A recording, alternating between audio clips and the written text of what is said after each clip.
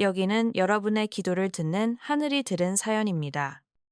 오늘은 충청남도의 한 작은 마을에서 편지가 도착했습니다.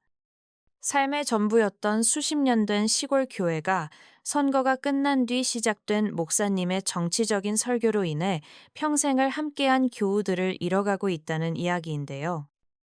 텅 빈 예배당에 홀로 남으신 60대 주부님의 아픈 고백, 지금 함께 들어보겠습니다.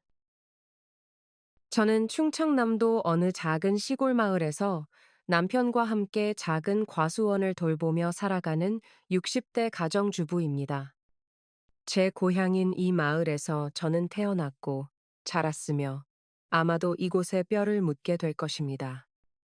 제 삶의 매 순간은 이 땅과 그리고 마을 어귀의 작은 붉은 벽돌 교회와 얽혀 있습니다. 저희 교회는 수십 년의 세월을 고스란히 이고 있는 참 낡고 아담한 곳입니다. 겨울이면 난로 연기가 매캐하게 올라오고 여름이면 삐걱대는 낡은 선풍기 소리가 기도 소리에 섞이던 곳. 제 남편과 결혼 서약을 한 곳도 저희 두 아이가 유아 세례를 받은 곳도 바로 그곳입니다. 주일이면 온 동네 어르신들이 지팡이를 짚고 모여들어 서로의 안부를 묻고 삶의 고단함을 나누며 위로받던 저희 마을의 심장과도 같은 공간이었습니다. 특히 저와는 30년 지기인 김 권사님, 떡 방앗간을 운영하며 매주 주일마다 따끈한 인절미를 쪄오시던 박 집사님. 저희 셋은 교회 의자에 나란히 앉아 서로의 손을 맞잡고 기도하는 것만으로도 세상 시름을 잊곤 했습니다. 목사님 역시 저희 마을에 부임하신 지 20년이 다 되어가는 분으로 말씀은 조금 투박하셔도 성도들 집안의 숟가락 개수까지 꿰고 계실 만큼 정이 많고 따뜻한 분이셨습니다. 적어도 그때까지는 그랬습니다. 그런데 얼마 전 저희 군에 새 군수를 뽑는 선거가 있었습니다. 마을은 현수막으로 뒤덮였고 시끄러운 유세 차량이 좁은 농로를 오가며 한바탕 소란을 피웠습니다. 저희야 누가 되든 그저 농사 잘 짓고 마을 길이나 잘 닦아주면 그만이라 생각하며 묵묵히 투표를 마쳤습니다. 하지만 결과는 목사님이 마음속으로 지지하시던 분이 아니라 다른 정당의 인물이 당선되는 것으로 끝이 났습니다. 그 선거가 끝난 첫 주일이었습니다. 목사님은 강단에 서셔서 안경을 고쳐 쓰시더니 어쩐지 평소와는 다른 무거운 목소리로 기도를 시작하셨습니다. 처음에는 새로 뽑힌 군수를 위해 지혜를 달라고 마을을 잘 이끌게 해달라고 하시는가 싶었습니다. 하지만 그 기도는 이내 날카로운 비판으로 변해갔습니다. 그날 이후 저희 교회의 평화는 깨지기 시작했습니다. 목사님의 설교 시간은 은혜로운 말씀 대신 노골적인 정치 비판의 장이 되었습니다.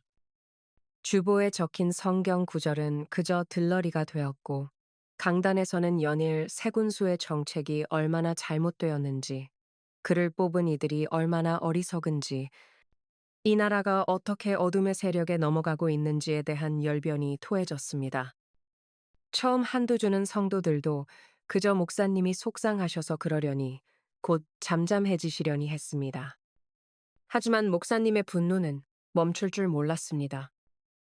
급기야 구약의 악한 왕들의 새 군수를 비유하고 그에게 동조하는 이들은 모두 심판을 면치 못할 것이라는 무서운 말씀까지 서슴지 않으셨습니다.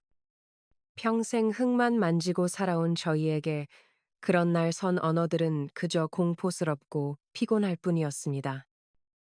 예배당을 가득 채웠던 따뜻한 온기는 사라지고 차갑고 불편한 침묵만이 감돌았습니다. 주일 예배가 끝나면 다 같이 모여 국수를 나눠 먹던 그 정겨운 시간도 사라졌습니다.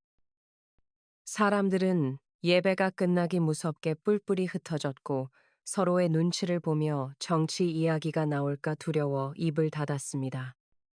그러던 어느 주일 일이 터지고 말았습니다. 목사님은 그날따라 더욱 격앙된 목소리로 교인들 중에도 사탄의 편에 서서 잘못된 선택을 한 이들이 있다며 회개해야 한다고 소리치셨습니다. 그 순간 제 옆에 앉아 있던 김 권사님이 조용히 자리에서 일어났습니다. 30년간 단 한 번도 예배 중에 움직인 적이 없던 분이었습니다. 권사님은 굳은 얼굴로 제 손을 한 번 꼭 잡으시더니 그대로 뒤돌아 예배당을 나가버렸습니다. 예배가 끝나고 저는 황급히 김 권사님에게 전화를 걸었습니다. 수화기 너머로 들려오는 권사님의 목소리는 깊이 지쳐 있었습니다.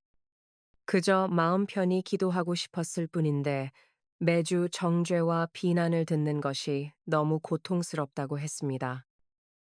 주님의 집에서 위로가 아닌 상처만 받고 싶지 않다며 당분간 교회를 쉬겠다는 말을 남기고 전화를 끊었습니다. 그 다음 주일, 박 집사님의 인절미도 더 이상 볼 수 없었습니다. 박 집사님 역시 말없이 교회를 떠났습니다. 한 사람, 두 사람. 평생 교회를 지켜온 오랜 교우들이 그렇게 소리 없이 사라졌습니다.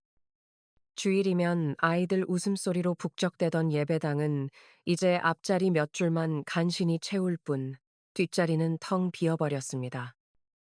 목사님은 떠나는 이들을 향해 알곡과 쭉정이가 갈라지는 때라며 믿음이 약한 자들이 시험에 든 것이라 말씀하십니다. 하지만 저희는 그저 정치가 신앙을 집어삼키는 이 광경이 두려웠을 뿐입니다. 저는 아직 교회를 떠나지 못하고 텅 빈 의자에 홀로 앉아 있습니다.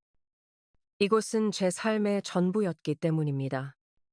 하지만 눈을 감고 기도하려 하면 목사님의 녹이 어린 목소리와 싸늘하게 식어버린 예배당의 공기만이 느껴져 눈물이 솟구칩니다. 하늘이시여, 저희 교회가 어쩌다 이 지경이 되었을까요? 십자가 아래에서 모두가 하나 되었던 그때로 서로의 안위를 물으며 따뜻한 떡을 나누던 그 시절로 저희는 다시 돌아갈 수 없는 걸까요?